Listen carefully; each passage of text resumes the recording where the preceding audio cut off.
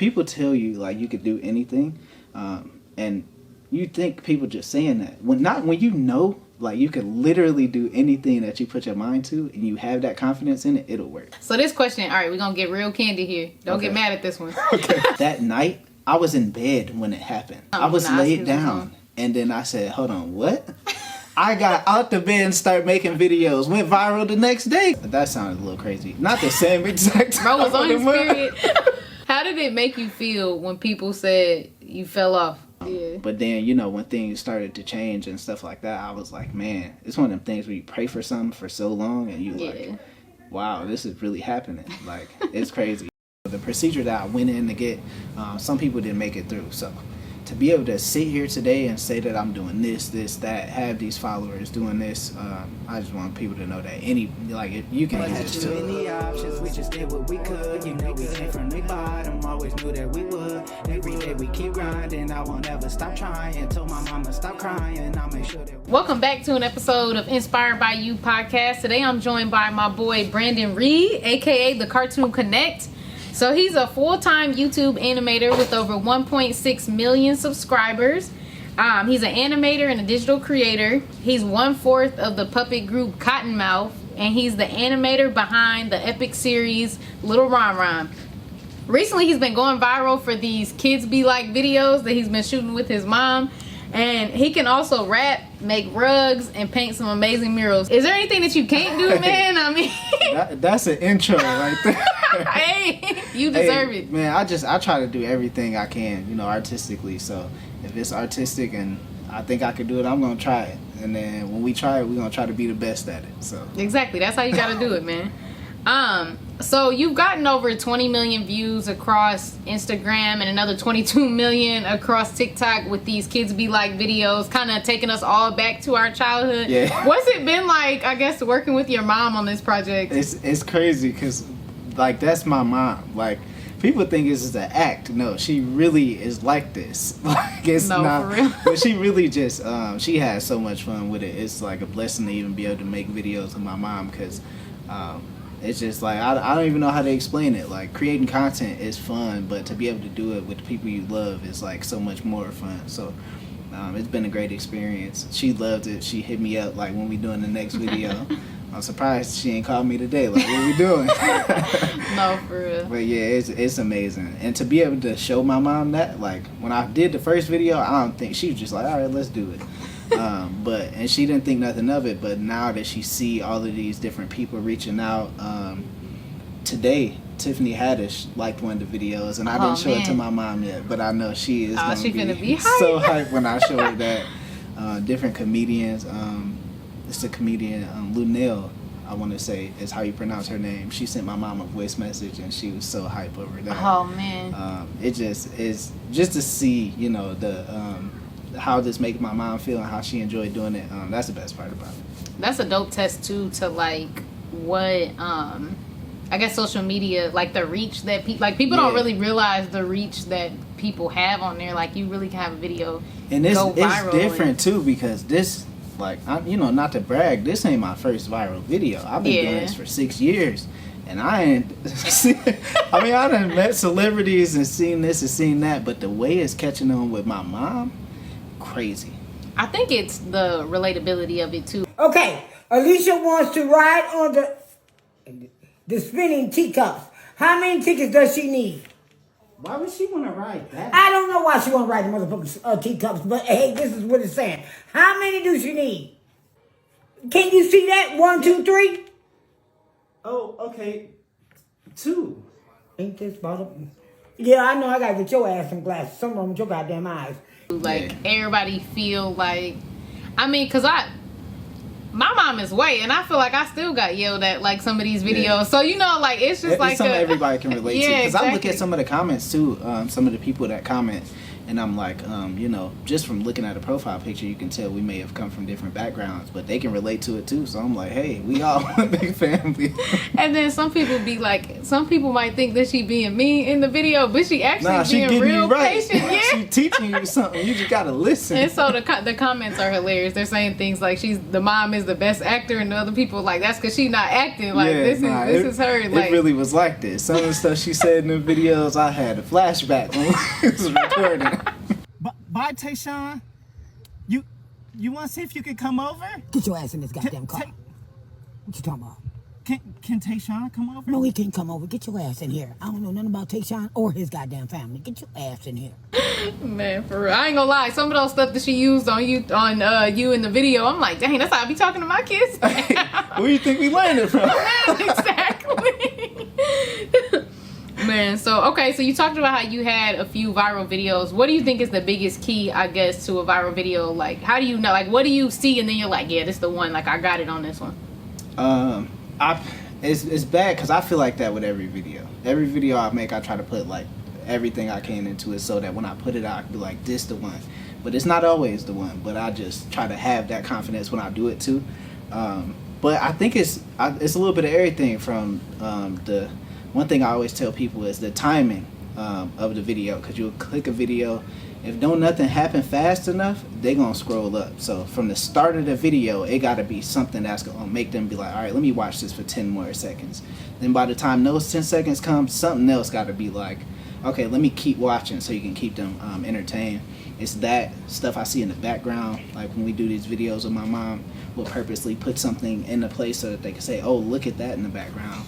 Or I'm trying to think. It's kind of a lot of stuff that go into it, but at the same time, it's kind of just paying attention to all the stuff you got in the video, making sure the audio is good, catch them in the first couple seconds. That's the main thing. And then that's all I can think of right now. Yeah. If I No, those are some gems though. Especially make sure the audio is right. We were kind of talking about that off camera. Like if the audio ain't right, I'm swiping away from that video. Yeah. Like I'm not finna. And I never realized how like the timing is. Like you could get them in the first couple seconds, and then they'll still swipe off if there's like it can't be dull for too long. In the video, it got to be something either. Like some knowledge that they catching or something that's gonna make them stay on the video. Yeah. And that's what make it go viral, because the longer they stay on it, the more they incline to share. Yeah, that makes sense too. Another hack that I've seen people talk about on like Instagram or YouTube Shorts is that if people can't tell when the video is about to end, they'll watch it through and then it'll loop back, and then that shows Instagram or YouTube that like, oh, people are over watching this video. They're watching it longer than like the full length, and so like keep showing it to people. That's so what that's a helps, little hack like right when there. you put stuff in the background too, because the first time they might not see it. So then once they get to if they watch it to the end, they're gonna be like, okay, I gotta watch again so that I can see all the details in the back. Or people comment and then people be like, wait, I ain't see that part. So then they go back and look and like, it's the smallest stuff. Like I'm trying to think. One video me and my mom did, it was how little kids be when you pick them up from school. And before we started the video, through the backpack. Yeah, well, that I didn't even mean to do that. I mean, I did it, but I didn't think it was going to be a thing. Like, I never noticed my kids throwing their backpack in the car. I just did it. Yeah. But the lunch, we had to pick out a lunch for them, and we picked the craziest stuff we could find in the refrigerator. The lemon. Yeah.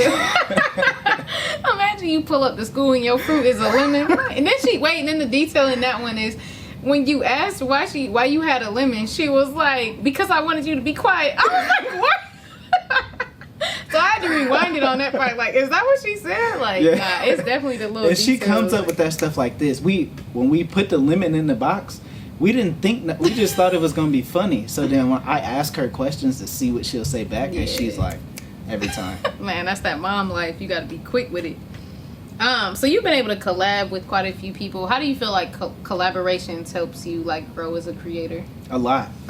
My biggest project was a collab.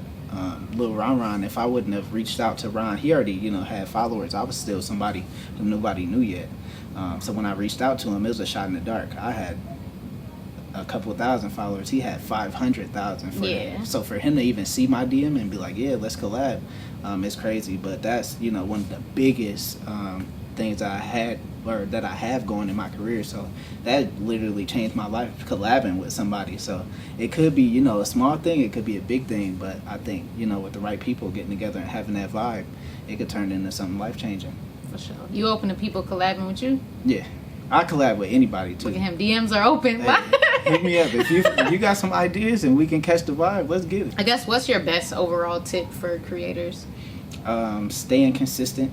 That's one thing that I really, because even myself sometimes there's stuff that I want to do and I'm not consistent enough with it, and then I'm like, dang, it's not working, but I know why, because I'm not consistent enough. But that's one of the toughest things. So consistency and being dedicated to it, because I feel like a lot of people want to do something and they have the the skills to do it, but when it gets tough they kind of give up or they fall off of doing it. So consistency and being dedicated to it is like the main things that keep me going, because sometimes it's hard for me, but I know even when I can't be consistent, I gotta just do something, like rather than kind of sitting around waiting on that motivation to come back, because there's times where I get demotivated, but I just know this all I got. I ain't got no plan B, so we gonna have to make it work. Man, so if you can't be motivated, be consistent. Yeah, it'll work. Okay. And if you can't be consistent, do something. Like even if it's something small towards that goal, do something. You don't want to get too just too stagnant with it. That makes sense. How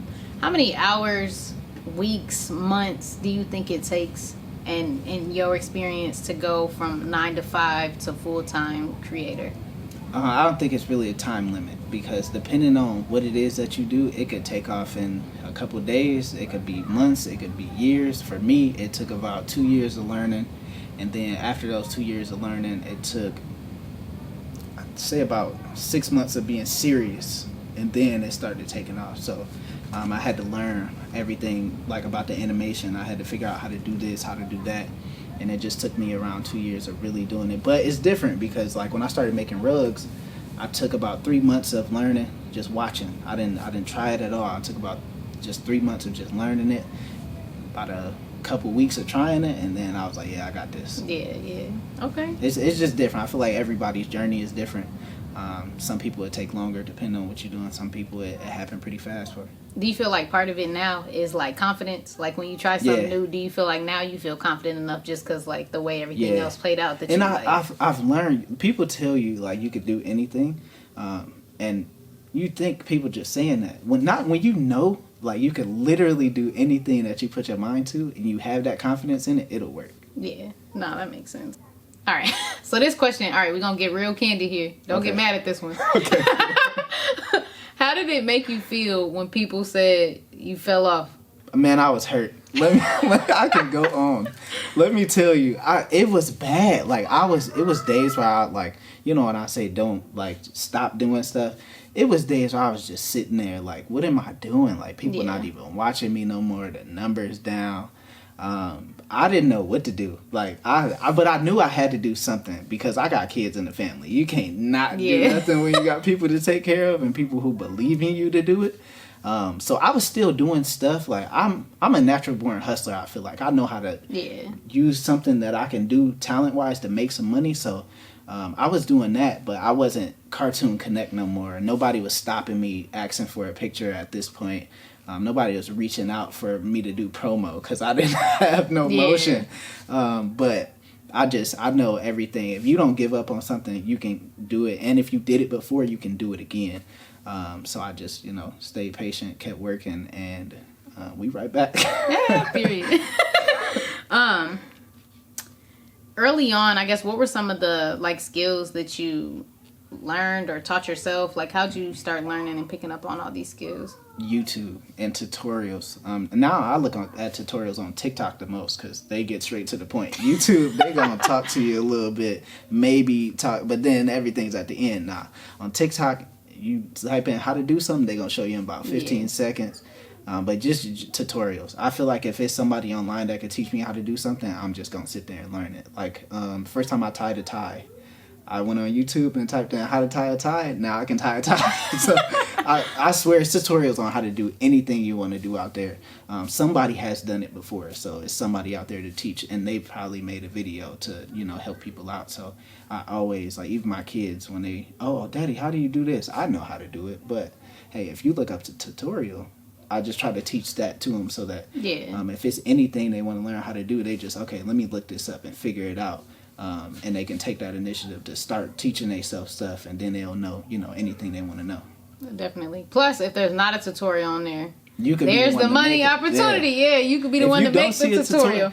Then you got to be on it fast too, because PS5 just came out. There's so many tutorials to teach people how to connect their PlayStation to the computer so they can record gameplay.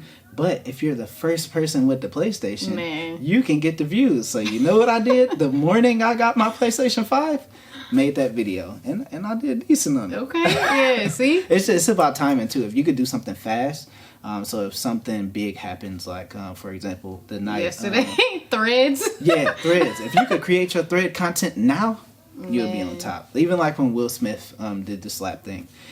That night, I was in bed when it happened. What did it happen at like 7, 8, 9 o'clock? Yeah, something. I was laid down. And then I said, hold on, what?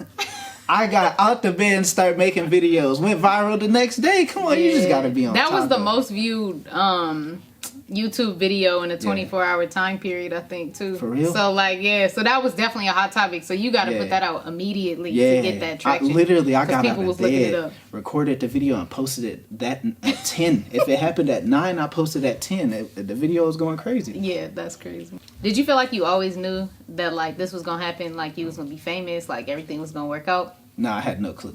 Well, I always wanted to. It's a difference, but I feel like between wanting to do something and having that dream and it, like, you actually thinking it's going to happen. I'd never thought it was going to happen. If anybody know me in school, I was very quiet. I mean, I made music in school, passed out my little mixtapes, but I didn't think nothing of it. Like, I knew I wanted to do this, but I didn't know it was going to happen until it was actually happening. You know what's funny about that? What? Like, me and Brandon been knowing each other since we was like little kids. Yeah. I always thought you was gonna be famous. Like, if anybody was like, yo, Brandon gonna be famous, I'd be like, yeah, he is. Like, I always knew we was gonna do something, but I didn't know what it was. Like, cause we was always so creative. So we, even before YouTube, Instagram, all of that, we was doing videos, we was making vlogs, we was doing trying stuff to get on like World that. Star. So like, I knew it would eventually happen, or like I had the feeling like I wanted it to happen. I just never knew. But then, you know, when things started to change and stuff like that, I was like, man, it's one of them things where you pray for something for so long and you like, wow, this is really happening. Like, it's crazy. Even to this day, now that we like kind of re-going viral, it still feel like how it did the first time it happened. Like, and I think too, like, and I guess the way that I remember it, I feel like this is the type of stuff we used to talk about when we was like 15, 16. It was just like, I literally we thought you was gonna be a famous rapper, though. I ain't gonna I thought I was gonna hey, but you know what's even crazier about that? I spent all this time like wanting to be a rapper, not realizing that I've done what I wanted to do. Like with that, like some people don't know I'm the writer behind a bunch of viral songs, you know, that came out. And to even be known for a song that you wrote is like crazy. Man. So like just to like my rap dreams are fulfilled just because like I've been able to write viral songs or create a viral song. So it's just crazy. I remember one day when we was younger, I think we was a little bit older at this point. It was probably like 18, 19 maybe. And it was my first apartment. We was all sitting at the table and we was just, maybe it was New Year's or something. But we was talking about what we wanted to do, like later on in life, or like, and it's dope to see that we doing all of the stuff that we said we was gonna do. Yeah, the funny part is I remember that too, and I remember that apartment, and I can like picture us like at the table, but like and I was like, I'm gonna be interviewing celebrities and like blah blah. Like this is literally like people. I don't think people really understand like this is legit what we used to talk about. Like y'all have no idea too because he over here making goals for 50,000. I'm like, dude, you about to get 100,000 by the end of October. Dude, my goal for, like in general for the year was only to have 20K subscribers, and I had passed that like in the first couple months of the year. Like I was like, I'm gonna interview you when we both famous. Like that's why I'm like, bro, I always knew you was gonna be famous, and I was like, I'm gonna be famous with you, duh. Like, hey, we gonna make it happen. That's the thing too. I think a lot of people, they don't really surround themselves with the people that you know catch that same vibe. Where like I don't know, I feel like I've always had that group of friends that everybody believed in me and I believed in them, and like I don't know, it's always been like that. So I don't really understand like when people can be around people that don't believe in them like that. You know, because we always felt like that. Man, and it was like either of us could come to each other, even now still, with a crazy idea. Like, yo, I'm gonna do this. That's the craziest we gonna part make it about happen. If anybody come to me with an idea, I don't care how crazy it is. You want to do it, we gonna do it. No, literally, like, we gonna do it, and it's gonna be lit. Yeah. Like, being a social media creator wasn't really a career choice. Like when we were younger.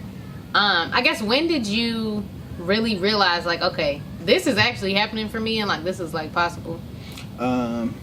Let's see. Lil Ron Ron took off August 16th, 2020. I mean, no, not 2020. August 16th, 2016. And once it went viral, I still didn't know if it was a thing. Like, I got my first viral video. I'm like, wake up, notifications going crazy. Like, you know, but then when we put the second one out and that went viral, I'm like, hold on. You don't get two in a row like that. Then the third one did it. By the third one, I was like, all right, I'm losing sleep over this now. Like, and then when you finally, so before Lil Ron Ron went viral, before I was in the hospital, before all of that, I used to, like, on nights when I was just at home with the kids, I used to watch YouTube videos, and I was one guy, Mystic Got Jokes. I used to watch him. And he always used to say, like, something motivational at the end of the videos. And he'd be like, you could do this too. And I'm like, you lying.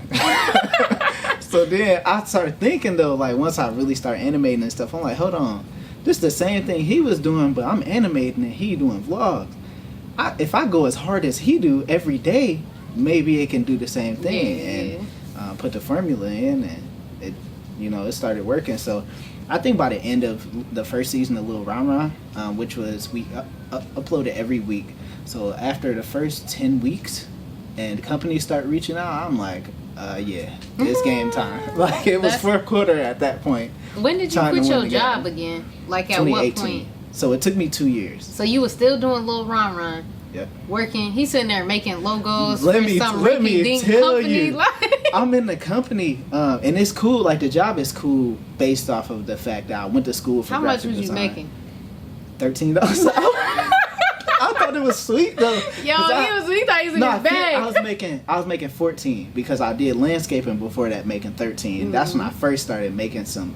Cause just imagine, before any of this, I was working at Kroger, making $7. So I thought Kroger was full time, $200 a week. I'm like, all right, I could pay my apartment. But that's back then though. You can't get no apartment for $500. For real. That was back in the day. I said back in the day like it was, but nah. It feel with inflation. That feel like a long time ago now. Like, so I started at $7.25 doing that. I didn't start when I started making videos, I was at Logo Boys making like $14 an hour, and I thought that was sweet. I still couldn't afford to pay my phone bill and my car note at the same time, but I thought it was sweet. Like, I'm living on my own car, cool. First YouTube check, probably $100. Next YouTube check, $1,600. I said, hold on now. He was adding a little bit more. No. Dang, $1,600 was more than your job. Well, no. I think 24. It probably took a couple checks. Probably like 2 bands a month off the job. Yeah. But once it hit more than the job, I think the first check that I got for like 6 racks and it wasn't taxes. I said, what? Man. Then I was like, okay. It got crazier and crazier from there, depending on what I was doing. But once I was sitting at the job, and realized I made more outside of the job, I didn't really care about what I was doing. And you over there animating your videos the whole time. At the job. I did. I remember one day I walked into work, I did nothing but animate. I did not touch any work. And he asked me if I had stuff done. I was like, oh shoot, nah, I'm working on it though. And then one day he came in and he was like, I think I was there. I texted you and he cussed me out. Yeah, and you was like, I'm about to quit this job. I was like, quit that job. At that point, I did not need the job. Like, you was working there to make sure you ain't leave him high and dry. Yeah. It was more or less he needed a graphic designer, so I was working there for that.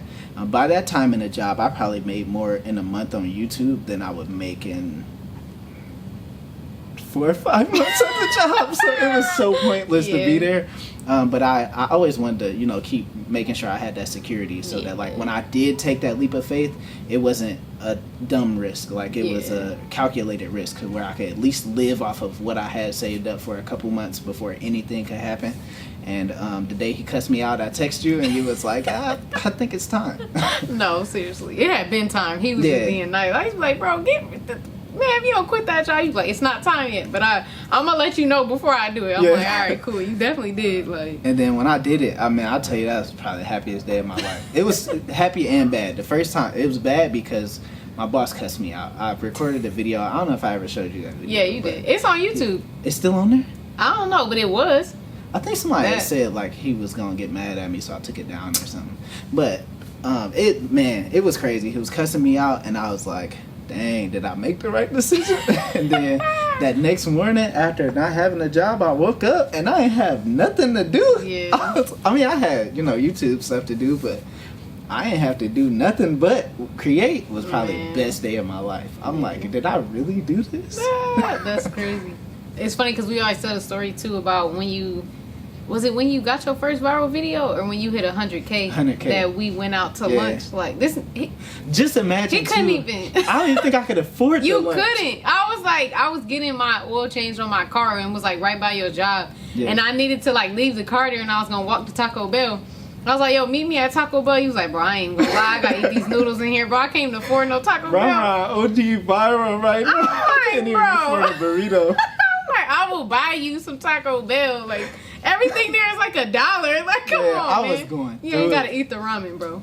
I think what happened around that time is I was so like in debt before Lil Ron Ron that like when money started coming in, I was like, yo, let me get my credit right. Let me finally fix stuff. So I started pouring into all those things that I was in debt, in before. So I was still, even though I was making money, I was still broke at the time. Yeah, I feel like maybe that was the first viral video and maybe not the 100K subscribers though. Because I feel like you wasn't making money yet. Yeah, maybe it was the first episode of Yeah, I think you wasn't making money yet. But it was something, the first viral, It was like the first big, like, thing. Yeah, man. And it's funny because we always talk about the concept of, like, you're one video away. Yeah. And, like, I always used to tell him, like, he'll be like, I'm texting her every day, like, I'm about done with this. I ain't gonna lie. Well, he would think, he'd be like, yo, this video gonna be heat, like, this gonna be the one. And I'd be like, yeah, that's gonna be the one.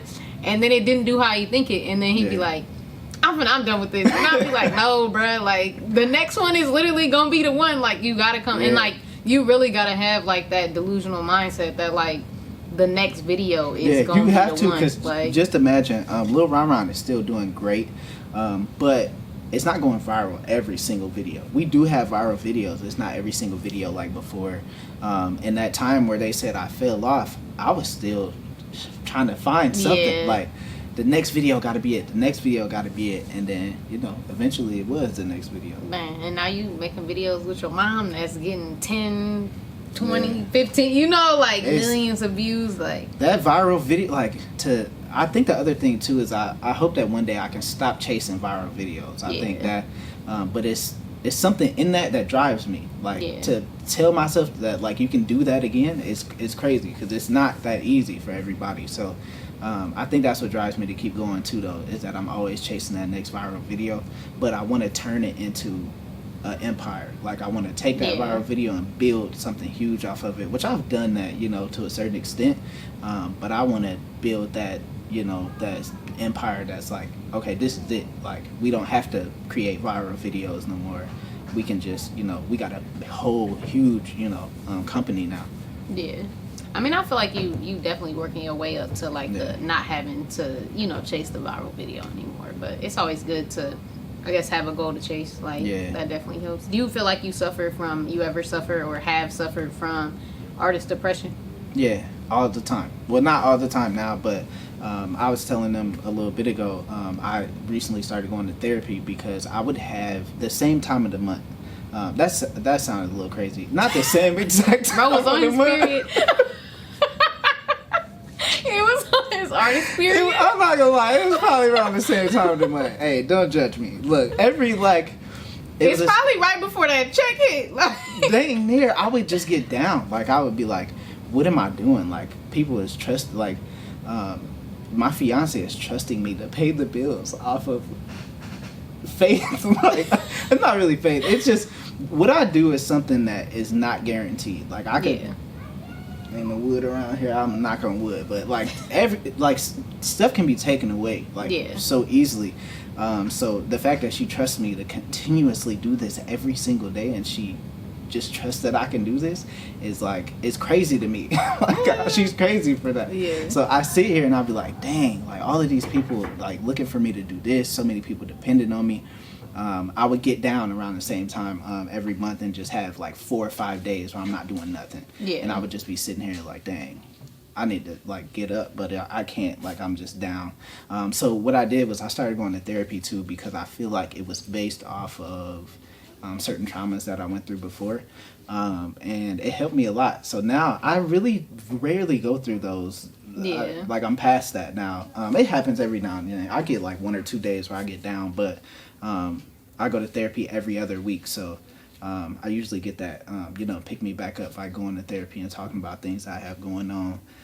And that helps a lot. It's completely separate from, art and creating, but I feel like that's something that helps with like the whole operation. Yeah, I think too there's a lot of external factors that I don't know if people realize creators have, whether it's like you said, the pressure of like trying to provide for your family that you created, or your other family, the rest of your family being, one of few successful business owners, in your family, like that's huge. Like, not everybody and it's has crazy that because pressure, I don't really have anybody in my family I can go to and be like, hey, I need to do this for my business. Like, how do I do it? They're gonna be like, I don't know. You gotta ask somebody.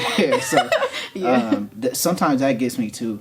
But I do feel blessed to be able to be, that change in the family tree, and to show other family members like, hey, you can do this too. It take 3 generations to go from poverty to middle class. I didn't know that. Like, that's 3 generations. So like, your grandma gotta be poor, your mama gotta be poor. And then you gotta like break the cycle, like, wow, yeah. I did not know that. Like, that's crazy, and it is crazy too because that's just middle class. That's not even rich. Like, that's not having to worry about where the food is and like that type of thing. Like, no food stamps, no, own a house, like that type of thing. And then I don't think people really understand like that feeling going from this to that. Like, when I was in my apartment before YouTube took off, I had food stamps. I could not eat without having those food stamps. I got like $200 a month for me and 2 kids. Like, I was sleeping on the couch with me. Like, sleeping on the couch. My bro Austin used to come pay my phone bill because I couldn't afford it. I barely had gas in the car. Like, it's crazy to sit and think about, times like that. And then I just sit and think about how, things change and how I'm blessed now, because even some days I don't think about that stuff now because, I've gotten past it. But I'm glad when I can take that time and think about that, because it kind of kicked me back into reality. Like, bro, it's crazy that this is even happening. So what are you down for? Like, it's time to go crazy, bro. Man, nah, definitely got to give yourself that pick me up. I guess with that being said, what helped you not give up when stuff was hard? My kids and my family. I would feel terrible if I failed in front of my kids. Like, that would be the worst feeling ever. To sit here and show them all, for them to see me do this, fly out to different places with me, and then I do something to let it all go away, and then we have to go back to a different. Like, if we had to, now I feel like I'm so I can get it out the mud again, regardless. But I don't want to go back to that. I really don't. I grew up that way, so it wasn't something I wanted to, the way I wanted to live back then. And now that I know you don't have to live that way, I don't want to, go back to that. So just waking up and seeing that my kids look up to me and they, proud of the stuff that I've done, I'm like, I gotta keep doing it. Like, it ain't no way I can stop now. You've suffered a lot of loss kind of on your journey. How do you feel like that's affected you and affected you as a creator? A lot, because some of the people I started with, that was along for the journey, aren't here. So I feel like I gotta keep going, and honor them, because it was more people on our team that was supposed to be here. That's not here now, and supposed to be here to see everything that we've been through and everything that we're doing. So I feel like man, if I give up, I'm gonna be disappointing them. Like, and I mean, I know they ain't here to say, like, to be able to say nothing like that, but I feel like if I don't do everything I told them I was gonna do, that'd be messed up. So, man. G Herbo got a song called Cap Guns, and he be talking about how they used to play with like cap guns when they was younger, and then he'd be like, broski ain't get to see my mansion because I carried his casket. And I always, tough. Man, I'm That's like, crazy. dang, like that line be hitting different because like it was people that was supposed to be here that, you know, like would have loved to be on this, like, you know, like, and was rooting for it. Everybody, like, we was all not young world everybody, star. but some people who watching probably know my bro Dorian. He was there from the start. Like, we all was doing videos together. It was, if I needed to like go do something, he like, bro, let's go do it. Like, and for him not to be here to see this is crazy. Like, man, it's tough. But I think about it all the time. I'm like, bro would have wanted to see me do everything I could have possibly did. Definitely. So I'm like, yeah, I got to make it happen. All right, so just, I guess, let's just imagine you're 16 again, you're playing basketball, you writing raps, you live at your mom's house, like, you making comics, and you in the hood, like, how you get out? Like, what's the blueprint, man? Like, how do you make it out? Man, if I knew what I knew today, I feel like stuff would have been completely different, but I'm glad I didn't know, because I feel like everything is supposed to happen the way it's supposed to happen. And if I was young when I got these opportunities, I probably would have screwed it up. But I think back then, we had social media. We wasn't getting paid though, so that wasn't even an option. I don't think I even still would have been able to do things the same way. It's time that did it. Well, I guess, like, with the question, I'm saying, like, what's the steps? Like, what, I guess, if somebody was in that same position, where you was at when you was 16, how do, now, I guess, knowing what you know, how did they make it out? Like, what would you tell them to do? First, I would say figure out what you're passionate about. Figure out what your talent is that you would love to, you know what I'm saying, work on or love to display. And once you figure that out, social media is way too powerful now. If you figure out a way to be unique enough to put it in front of people, it's gonna go up. So I think using social media to show like a talent that you have or show something that you're really good at is the first thing to try that out. And constantly keep learning, because I feel like a lot of the stuff that I'm doing now came from me learning even after I went viral.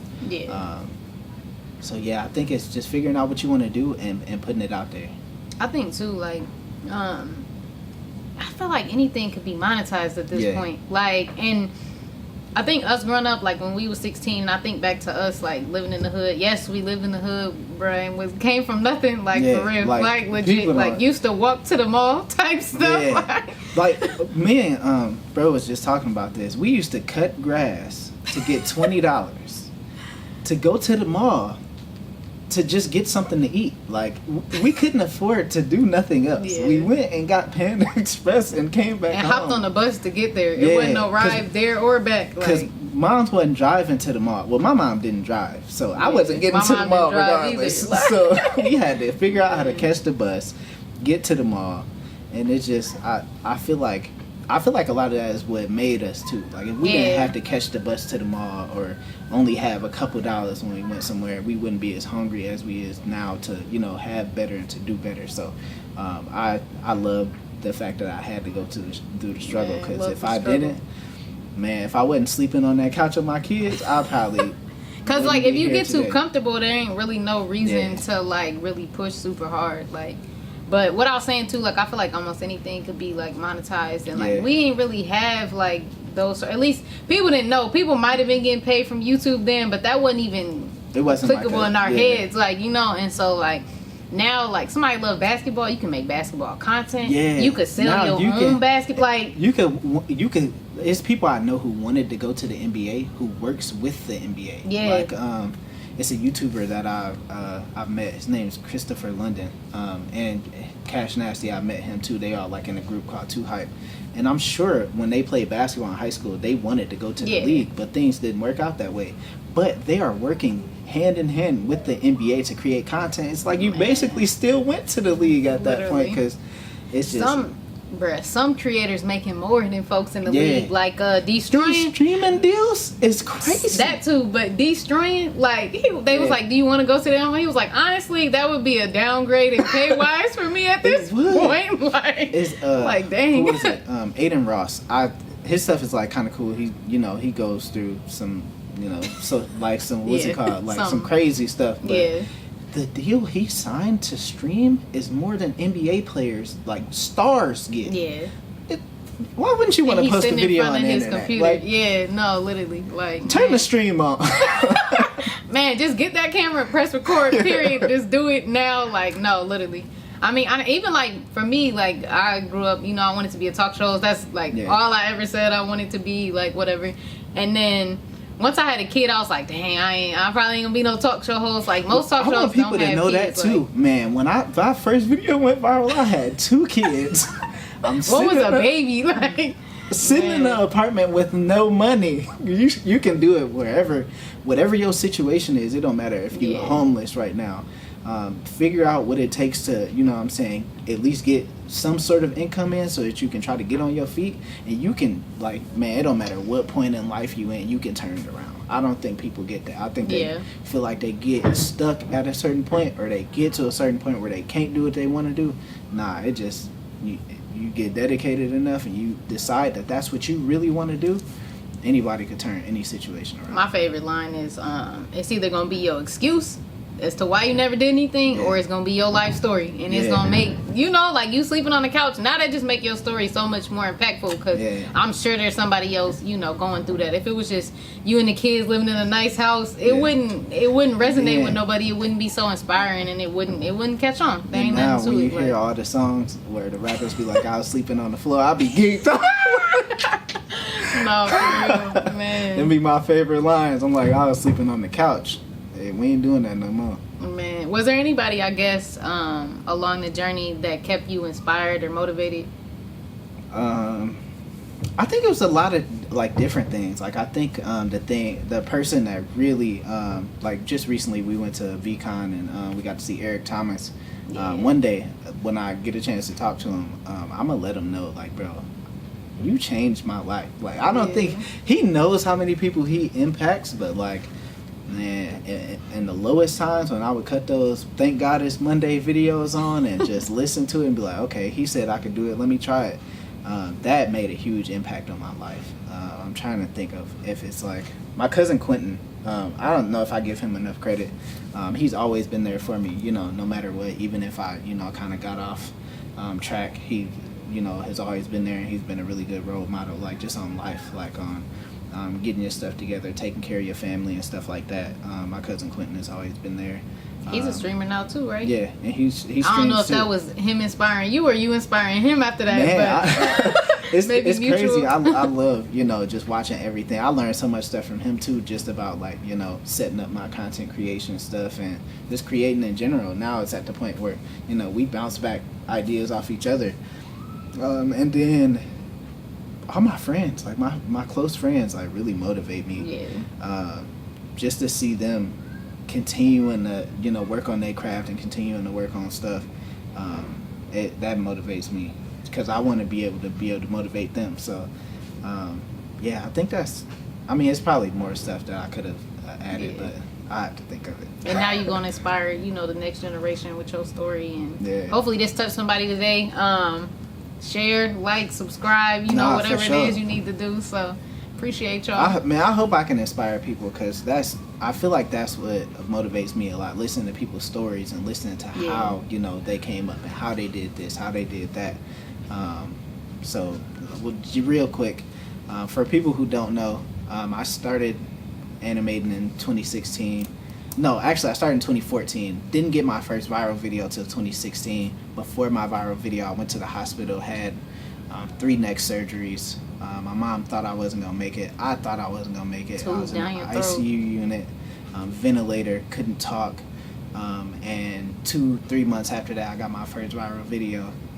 So that just goes to show the procedure that I went in to get, some people didn't make it through. So to be able to sit here today and say that I'm doing this, that, have these followers doing this, I just want people to know that you can do this too. Like, it's not, I really want to let people know that, because some people really think like, man, I don't know if I can do it. It's like, nah, let's get to it.